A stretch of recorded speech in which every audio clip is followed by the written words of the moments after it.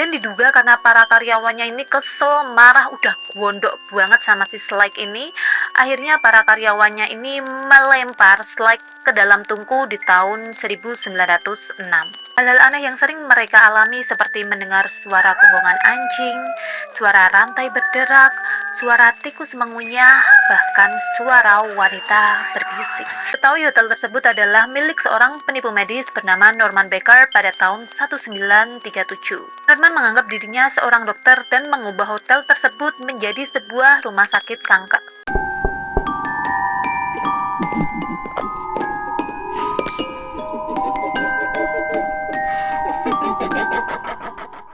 Hai, Assalamualaikum warahmatullahi wabarakatuh. Nama aku Lisa and welcome to Creepy Time.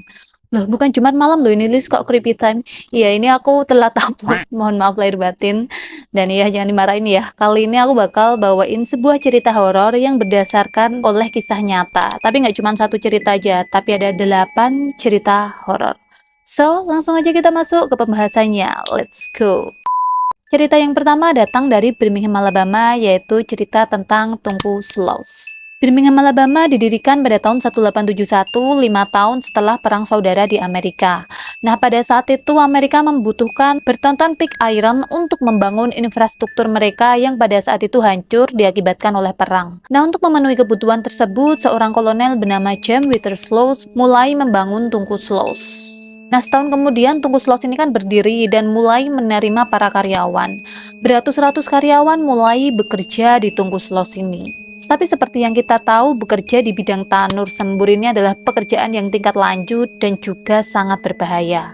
Maka dari itu banyak sekali karyawan di Tungku Sloss ini yang tewas akibat terbakar. Tapi seakan bahaya aja nggak cukup, kondisi kian memburuk pada awal 1900-an ketika seorang mandor yang sangat kejam bernama James Lake Wormwood mengambil pekerjaan di Tungku Sloss ini. Menurut Reader Digest, Lake ini adalah seseorang yang berani mengambil resiko berbahaya untuk meningkatkan produksi di Tungku Sloss ini. Akibatnya lebih dari 50 karyawan meninggal di tempat di pabrik ini tadi di Tungku Sloss ini, dan juga banyak sekali yang mengalami kecelakaan kerja selama si Slike ini menjabat sebagai mandor. Dan diduga karena para karyawannya ini kesel, marah, udah gondok banget sama si Slike ini, akhirnya para karyawannya ini melempar Slike ke dalam tungku di tahun 1906. Nah, saat ini masih banyak orang yang mengunjungi Tungku Sloss ini buat sekedar ya kayak wisata gaib atau membuat konten kayak gitu. Dan katanya sering banget mereka dengar suara Slike ini menyuruh para karyawannya untuk kembali bekerja. Dan juga banyak kejadian-kejadian lain seperti penampakan dan lain sebagainya. Menurut kalian, apakah si Slike ini masih memerintah para karyawannya yang meninggal pada saat itu? Komen di bawah. Yang kedua, ada wanita yang menangis di Dakota, New York. Seperti yang kita tahu, The Dakota, sebuah apartemen di Dakota, New York, menjadi tempat yang sangat populer dan telah ditinggali oleh banyak orang penting, orang kaya, dan orang terkenal ketika dibuka lagi pada tahun 1884. Bahkan John Lennon, kalian tahu kan John Lennon bersama istri keduanya, jadi yang habis dia cerai sama istri pertamanya, terus istri keduanya yang orang Jepang itu, siapa namanya? Yes, Yoko Ono, pindah ke gedung tersebut pada tahun 1973. Dan diketahui juga John Lennon ini meninggal pada 8 Desember 1980 di luar gedung tersebut. Sebelum meninggal, John ini sempat bilang bahwa ia melihat hantu wanita menangis di aula apartemen tersebut. Dan sepeninggalannya John pun, istrinya Yoko Ono kan masih tinggal di situ. Ia melihat bahwa John ini berada di depan pianonya dan John pun berkata, "Jangan takut, aku masih di sini bersamamu." Yang ketiga ada Bell Witch dari Adam Tennessee. Mungkin sebagian dari kalian udah tahu ya Bell Witch ini karena pernah diangkat di sebuah film An American Haunting and the Blair Witch Project. Kalian udah pernah nonton belum? Kalau kalian udah pernah nonton, kalian pasti tahu sosok Bell Witch ini. Nah, film tersebut memang berdasarkan cerita nyata yang diambil jauh berpuluh-puluh tahun, kemudian beratus-ratus tahun lah, sekitar awal tahun 1800-an. Seorang pria bernama John Bell memindahkan keluarganya ke sebuah daerah di Tennessee bernama Red River yang sekarang menjadi area Adams. Nah, setelah mereka pindah ke rumah tersebut, mereka mulai mengalami hal-hal aneh. Hal-hal aneh yang sering mereka alami seperti mendengar suara gonggongan anjing, suara rantai berderak, suara tikus mengunyah, bahkan suara wanita berbisik. Nah, wanita yang berbisik tersebut mulai diberi nama Bell Witch. Banyak orang percaya bahwa wanita ini adalah mantan tetangga Bell yang telah meninggal, tapi sempat berselisih paham tentang tanah dengan keluarga Bell. Wanita ini pun bersumpah akan membalas dendam kepada Bell dan juga keturunannya. Nah, belakangan Bell ini meninggal karena keracunan dan orang-orang menduga bahwa itu adalah ulah dari Bell Witch. Tapi menurut kalian gimana? Apakah mungkin hantu bisa meracuni seseorang? Komen di bawah. Yang keempat ada Hotel Crescent di Arkansas. Diketahui hotel tersebut adalah milik seorang penipu medis bernama Norman Baker pada tahun 1937.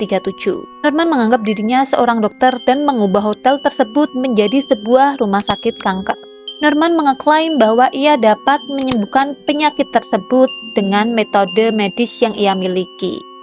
Tapi seperti yang kita tahu ya, bahkan sampai detik ini ya, sampai 2023 ini, penyakit kanker ini sulit untuk disembuhkan, bahkan belum ada obatnya. Dan karena itulah banyak sekali korban yang meninggal akibat ditangani oleh Norman ini. Dan korban-korban yang meninggal ini pun dikuburkan tepat di ruang bawah tanah hotel tersebut yang dijadikan ruang jenazah oleh Norman.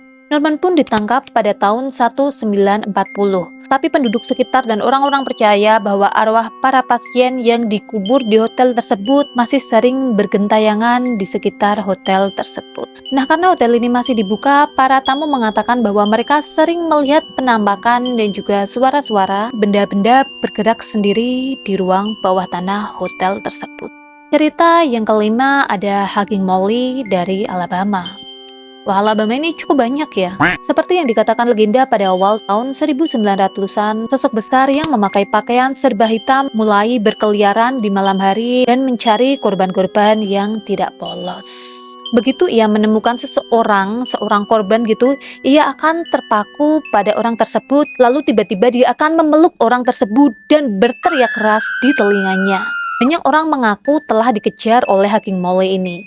Bahkan hal ini menjadi seperti apa ya, kayak was-wasnya orang tua kalau di Indonesia itu kayak jangan keluar malam-malam nanti diculik wewe gombel kayak gitu. Nah, di sana ini jangan keluar malam-malam nanti diculik Hugging Molly ini atau dipeluk Hugging Molly ini nanti dikejar.